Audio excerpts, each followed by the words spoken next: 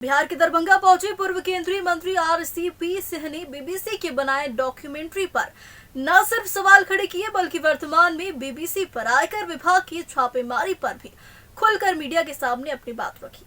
इसके अलावा बीबीसी की मंशा पर सवाल खड़ी करते हुए बीबीसी के साथ खड़े होने वाले कांग्रेस पार्टी को भी जमकर खड़ी खोटी सुनाई। उन्होंने साफ शब्दों में कहा है कि जो लोग हमारे देश पर 200 वर्षों तक शासन किया है, उससे आजादी लेने के बाद भारत तरक्की की राह पर चल पड़ा है।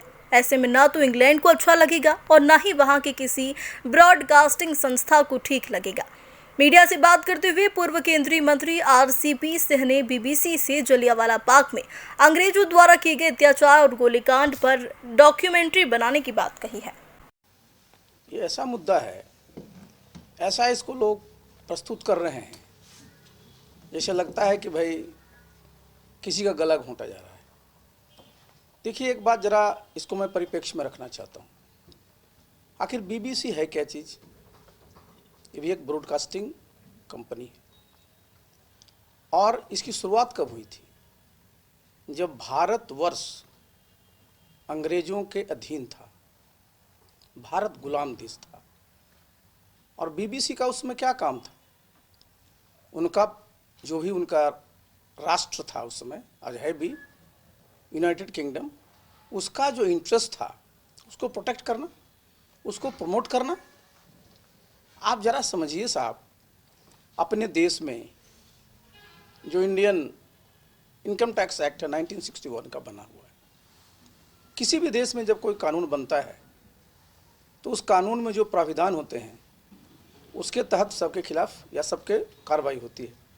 अब इंडियन इनकम टैक्स के तहत अगर सर्वे किया जाता, मैं तो इंडियन रेवेन्यू सर्विस में रहा हूँ 2 साल तक, इस पर चिल्लाया जा रहा है और कहा जा रहा है कि साहब उन्होंने एक डॉक्यूमेंट्री बनाई, उसके बदले में ऐसी कार्रवाई की जा रही। देखिए, सबसे पहले तो ज़रा मैं बताना चाहूँगा कि बीबीसी को ये कहने का कोई अधिकार नहीं है। बीबीसी अपने जिस देश का प्रतिनिधित्व करता है उसका इतिहास को देखे। भारतवर्ष के ऊपर 200 वर्षों तक शासन किया। उसमें भारत हम को क्या कहा जाता था? सोने की चिड़िया कहा जाता था। उस समय का हमारा भारतवर्ष की जो संपदा थी उसको लूट करके लोग ले गए, इंग्लैंड ले गए, हमारी संपदा से, हमारी रिसोर्स से अपना औद्योगिकरण किए।